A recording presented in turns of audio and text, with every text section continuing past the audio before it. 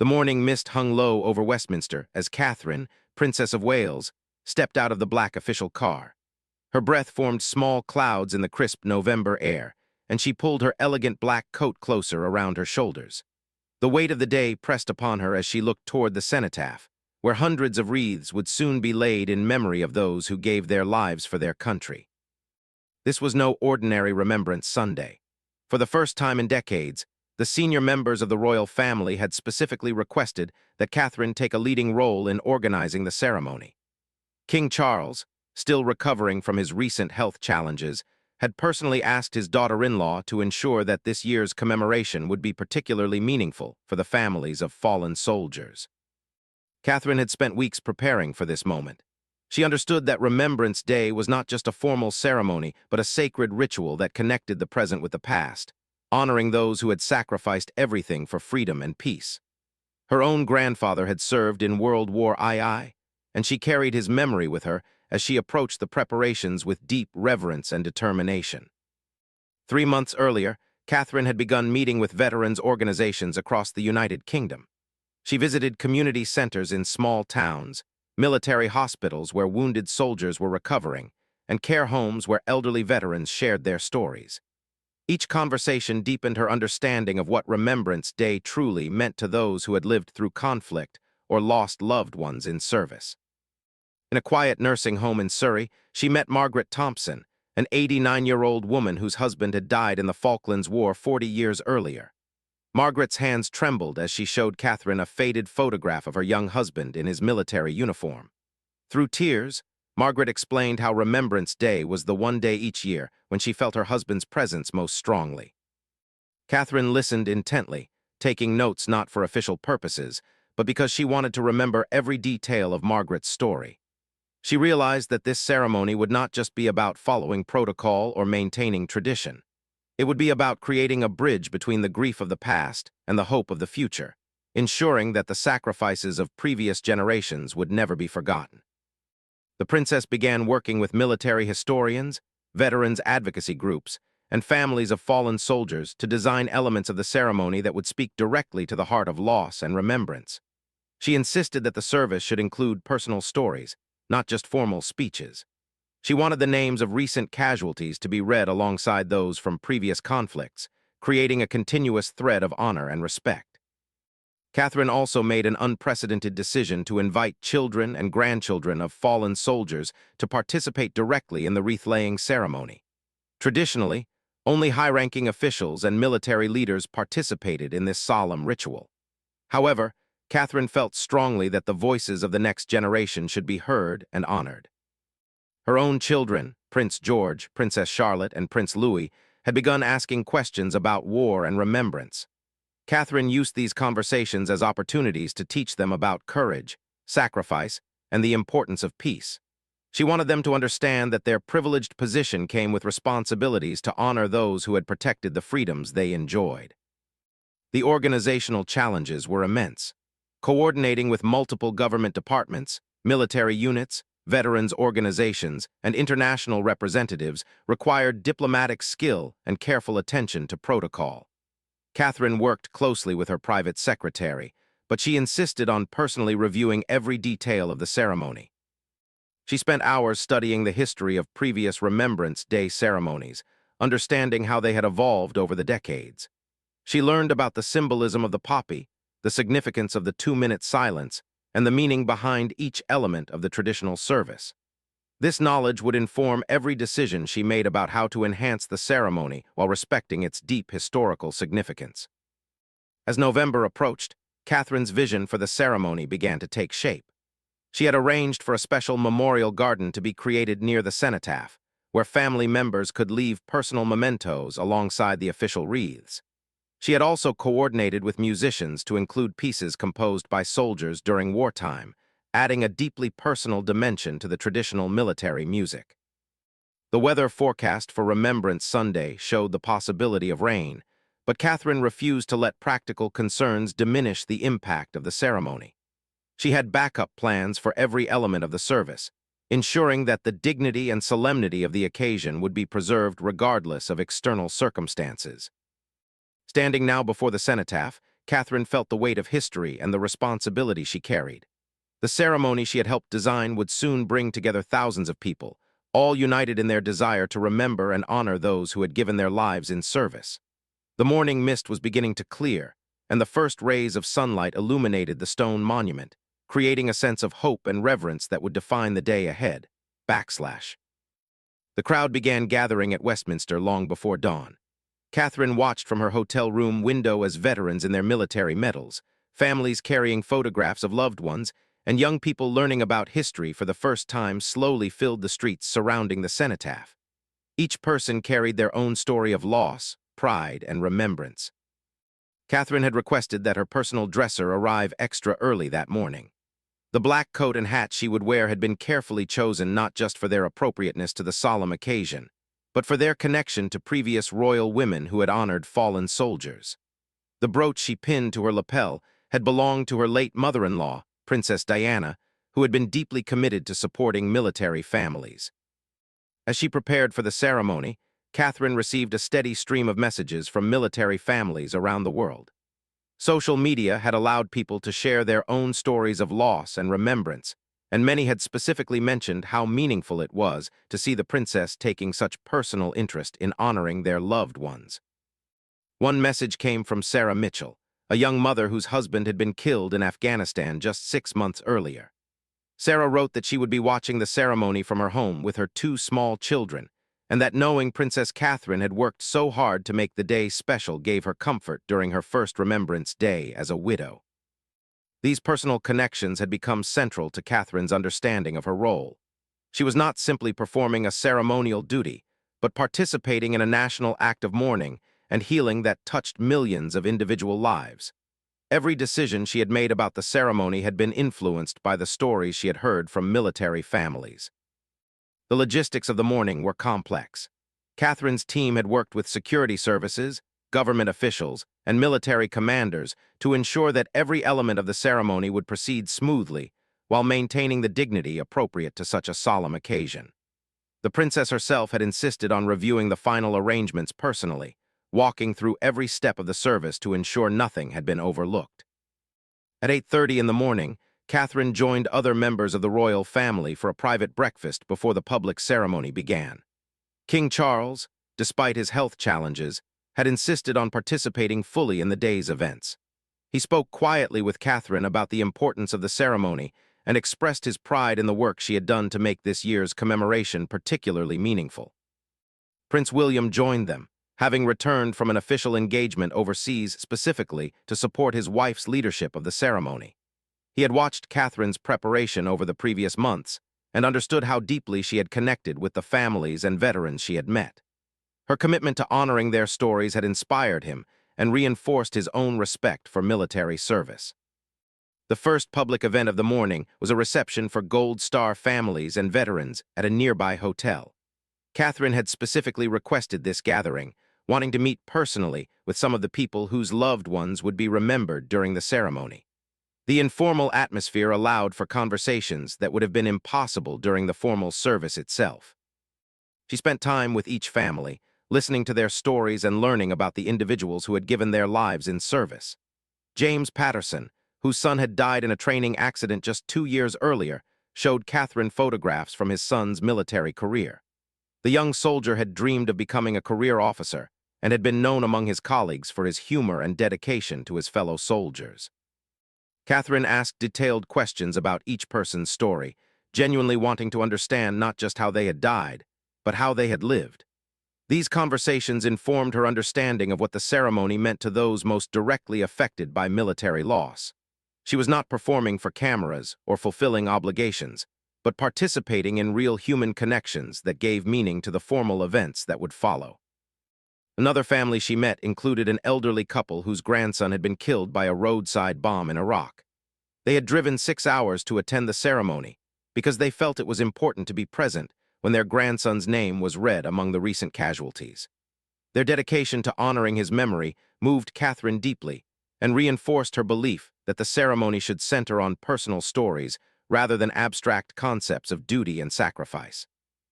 The reception also included active military personnel who would be participating in the ceremony. Catherine spoke with young soldiers who were experiencing their first Remembrance Day service, helping them understand the historical significance of the rituals they would perform. She emphasized that their participation connected them with generations of service members who had stood in similar positions, honoring comrades who had not returned home. As the morning progressed, Catherine felt increasingly connected to the deeper purpose of the day. The formal elements of the ceremony, while important, were simply the framework for something much more profound. This was a day when individual grief became shared remembrance, when personal loss became collective memory, and when the sacrifice of the past informed the hopes of the future. The time had come to move toward the cenotaph itself. Catherine looked once more out at the crowd that had gathered, seeing not just a mass of people, but thousands of individual stories converging in one place for one purpose. The ceremony she had helped design was about to begin, but she knew that its true success would be measured not by how smoothly it proceeded, but by how deeply it honored those who could not be present to see it. The ceremony began precisely at 11 o'clock with the traditional 2 minutes of silence. Catherine stood at the front of the gathered dignitaries, her head bowed in respect, feeling the profound stillness that settled over the thousands of people assembled around the cenotaph. In that silence, she thought about all the stories she had heard over the previous months, all the families she had met, and all the lives that were being honored in this moment. The sound of the last post echoed across Westminster, its haunting melody carrying across the crowd, and seeming to connect the present moment with countless similar ceremonies that had taken place over the decades. Catherine had specifically requested that the bugler be a young soldier whose father had performed the same role 20 years earlier, creating a generational link that embodied the continuity of military service and sacrifice.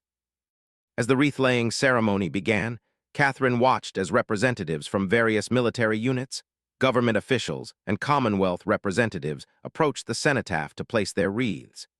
Each wreath represented not just an organization or country, but countless individual stories of service and loss. She had worked to ensure that this year's ceremony would acknowledge those personal stories alongside the official commemorations.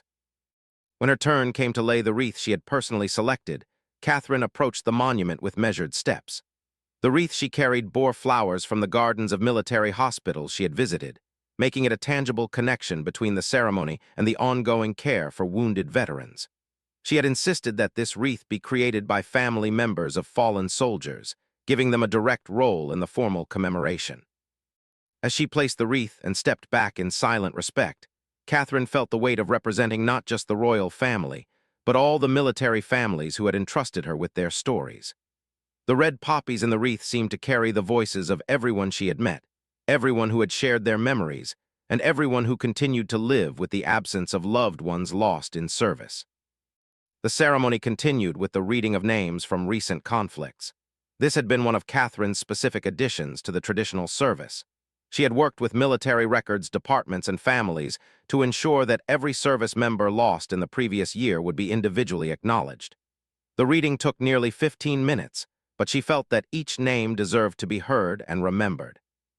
Among the names read was that of Lieutenant Sarah Brooks, a young medic who had been killed while treating wounded civilians in a conflict zone. Catherine had met Sarah's parents several weeks earlier, and they had told her about their daughter's dedication to helping others and her dream of becoming a doctor after her military service. Hearing Sarah's name spoken aloud in this sacred space gave her parents a sense that their daughter's sacrifice was being properly honored. The ceremony also included a new element that Catherine had specifically requested, a moment of recognition for military families. She had insisted that the spouses, children, and parents of service members also deserved acknowledgement for their sacrifices. A representative from each branch of the military read a brief statement recognizing the contributions and losses of military families, acknowledging that service and sacrifice extended beyond those who wore uniforms. This recognition was deeply meaningful to the families present in the crowd. Many military spouses had never felt that their own sacrifices, the challenges of frequent deployments, the worry during dangerous assignments, and the struggle to maintain family life amid military obligations were properly acknowledged in official ceremonies. Catherine's insistence on including them reflected her understanding that military service affected entire families, not just individual soldiers. The musical elements of the ceremony had also been enhanced under Catherine's direction. In addition to the traditional military bands, she had arranged for a choir of children from military families to perform a specially commissioned piece. The young voices singing about peace and remembrance created a powerful contrast to the military precision of other elements of the ceremony, representing hope for a future where such sacrifices might not be necessary. One of the most moving moments came when a group of veterans from different conflicts, ranging from World War II survivors to recent returnees from Afghanistan and Iraq, approached the cenotaph together. Catherine had specifically arranged for this intergenerational tribute, wanting to emphasize that the experience of military service created bonds that transcended the specific conflicts in which people had served.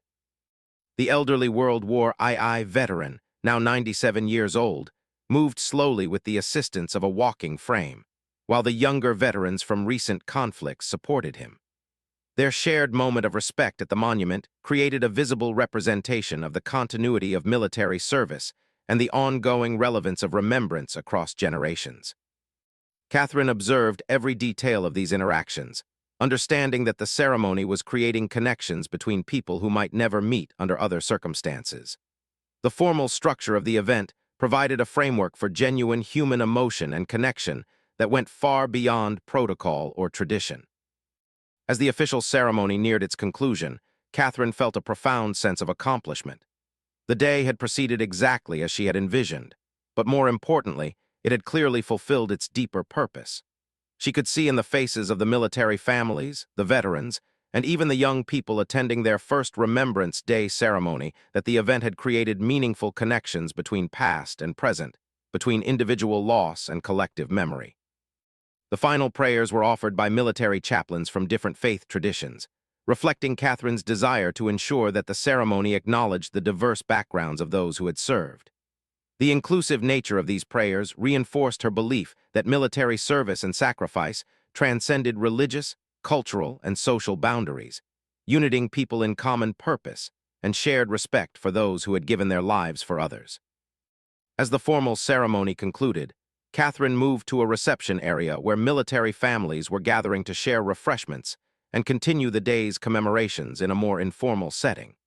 She had specifically requested this additional event, believing that the connections made during the ceremony deserved time to develop and that families needed space to process their emotions together. The reception was held in a historic building near Westminster, chosen because it had served as a military hospital during World War II. Catherine felt that this location provided appropriate historical context for conversations about service and sacrifice. The walls displayed photographs from different conflicts, creating visual reminders of the generational scope of military service. Catherine moved through the crowd, engaging in conversations that went far beyond the formal interactions typical of royal events. She sat with Margaret Thompson, the elderly woman she had met months earlier, listening as Margaret shared more stories about her late husband. The formal ceremony had given Margaret a framework for her grief, but this informal time allowed for the personal reflections that were equally important to the process of remembrance. Young military families were also present, many experiencing their first Remembrance Day while their spouse was deployed overseas.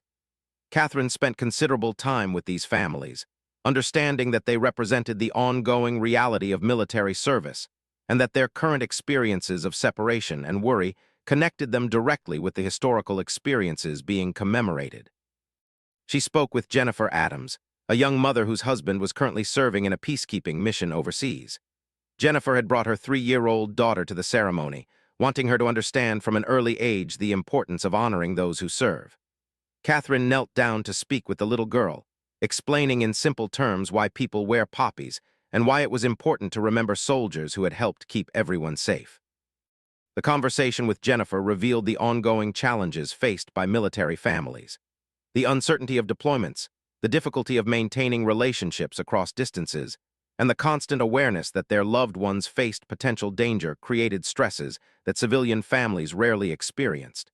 Catherine's attention to these current realities demonstrated her understanding that remembrance was not just about honoring the past, but also about supporting those who continued to serve. Throughout the reception, Catherine encountered stories that reinforced her belief in the importance of personalizing commemoration. Robert Chen, a veteran of the Iraq War, shared how participating in the ceremony had helped him process feelings of survivor guilt that had troubled him for years. Seeing his fallen comrades honored alongside heroes from previous generations helped him understand his own service within a larger historical context. Catherine also met with family members who had traveled significant distances to attend the ceremony. The Wilson family had driven from Scotland because their son's unit was being specifically recognized for recent service in a dangerous overseas assignment. Their presence demonstrated the deep connections that military families felt to national commemorations and the importance of ensuring that every service member's contribution was acknowledged. One of the most significant conversations of the afternoon was with Dr. Patricia Holmes, a military psychologist who specialized in helping veterans transition back to civilian life. Dr. Holmes explained how ceremonies like Remembrance Day played crucial roles in the healing process for many veterans, providing official recognition of their service and creating community connections that could last long after their military careers ended. Catherine learned about the ongoing challenges faced by veterans returning from combat zones. The transition from military to civilian life often involved not just practical concerns like employment and housing, but deeper psychological adjustments to environments where their military skills and experiences might not be easily understood or appreciated. Ceremonies that honored their service helped validate their experiences and maintain their connections to the military community. The reception also provided opportunities for veterans from different conflicts to share their experiences with each other. Catherine observed conversations between Vietnam veterans and recent returnees from Afghanistan, noting how these interactions created understanding across generational and experiential divides. The common experience of military service provided a foundation for these connections despite the different historical contexts of their service. Children and teenagers present at the reception were learning about military history through personal stories rather than textbook accounts. Catherine watched as young people listened intently to veterans' descriptions of their service, asking questions that demonstrated genuine curiosity about experiences very different from their own. These intergenerational exchanges served important educational functions, while also providing veterans with opportunities to share their stories with receptive audiences. As the afternoon continued, Catherine reflected on how the day's events had exceeded her expectations. The formal ceremony had proceeded exactly as planned, honoring tradition, while incorporating the personal elements she had considered essential. However, the informal reception was revealing additional dimensions of what military families needed from commemoration events. She began taking mental notes about how future ceremonies might be structured to provide even more opportunities for these valuable personal connections. The success of this year's enhanced ceremony format suggested that there was significant value in expanding beyond traditional formal protocols to create space for the ongoing needs of military communities. The conversations she was having also informed her understanding of how royal involvement in military commemoration could be most effective. Rather than simply performing ceremonial duties, she was learning that genuine engagement with military families' ongoing experiences created opportunities for meaningful support and advocacy that extended far beyond single events. As the reception neared its conclusion, Catherine felt that the day had achieved its most important goals. The formal ceremony had provided appropriate honor and recognition for military service and sacrifice, while the informal gatherings had created opportunities for healing, connection, and education that would have lasting impacts on everyone involved. The final event of Remembrance Day was a private dinner for Gold Star families, held in the evening at a venue chosen for its intimate atmosphere rather than its grandeur. Catherine had insisted on this concluding gathering, understanding that families who had lost loved ones in military service needed dedicated time and space to honor their specific experiences without the broader public focus of the earlier events. The dinner brought together 30 families from across the United Kingdom, representing losses from conflicts spanning several decades. Catherine had personally reviewed the guest list, ensuring that families from different backgrounds, different conflicts, and different circumstances were included. She wanted this gathering to demonstrate the universal nature of military sacrifice while acknowledging the unique circumstances of each family's loss. As families arrived, Catherine greeted each one personally, often remembering details from previous conversations or correspondence. Her preparation for this dinner had included studying the background of each family, not from official files, but from the personal stories they had shared with her over the previous months. This attention to individual circumstances created an atmosphere of genuine respect and personal connection. The venue itself had been carefully chosen. Rather than a formal palace dining room or hotel banquet hall, Catherine had selected a restored Georgian house that had served as an officers' club during World War II. The historical connection provided appropriate context, while the smaller scale ensured that conversations could remain intimate and personal. Catherine sat at a round table rather than at the head of a formal dining arrangement, emphasizing that this was a gathering among equals rather than a hierarchical royal event. She had specifically requested that protocol be minimized to allow for genuine conversation and connection. The families present needed space to share their experiences without the formalities that might inhibit open discussion. During dinner, conversations naturally developed around shared experiences of loss, the challenges of grieving someone who died in service to others, and the ongoing process of finding meaning in tragic circumstances. Catherine listened more than she spoke, understanding that her role was to provide a respectful forum for these families to connect with each other and to feel heard by someone in a position to advocate for their ongoing needs. Mary Sullivan, whose son had been killed in a helicopter crash during a training exercise, shared how difficult it had been to explain to people that her son had died during peacetime military service. The public understanding of military sacrifice often focused on combat deaths, but training accidents, illnesses, and other service-related fatalities were equally devastating to families while receiving less recognition or understanding. Catherine took detailed mental notes about these experiences, recognizing that future commemorative events should acknowledge the full spectrum of military service-related deaths. The family's stories revealed gaps in public understanding that could be addressed through more comprehensive education about the realities of military service. The dinner conversation also touched on the practical challenges faced by families after losing service members. Beyond the emotional trauma, families often struggled with military bureaucracy, benefit systems, and the transition from military to civilian support networks.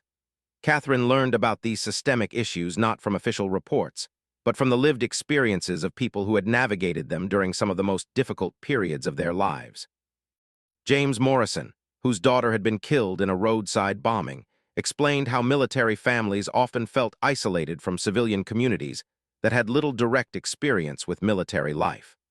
The gap between military and civilian society meant that grieving families sometimes struggled to find understanding and support outside of military communities. This insight reinforced Catherine's belief in the importance of national ceremonies that brought military and civilian populations together in shared recognition of service and sacrifice. As the evening progressed, Catherine witnessed the formation of new connections between families who had previously grieved in isolation. The shared experience of losing loved ones in military service created immediate bonds that transcended differences in background, geography, or the specific circumstances of their losses. Several families exchanged contact information, planning to maintain relationships that had begun during this gathering. The dinner also included brief remarks from military chaplains who had served with some of the fallen service members being remembered. These personal testimonies provided families with additional perspectives on their loved one's service, often sharing stories or characteristics that families had not heard before. Catherine observed how these testimonies brought comfort and new understanding to family members who were still processing their losses. Toward the end of the evening, Catherine addressed the group, speaking from her heart rather than from prepared remarks. She thanked the families for sharing their stories with her over the previous months and for trusting her to help design a ceremony that would honor their loved ones appropriately. She acknowledged that no ceremony could diminish their pain or replace what they had lost, but expressed her hope that the day's events had demonstrated the nation's genuine gratitude for their sacrifices.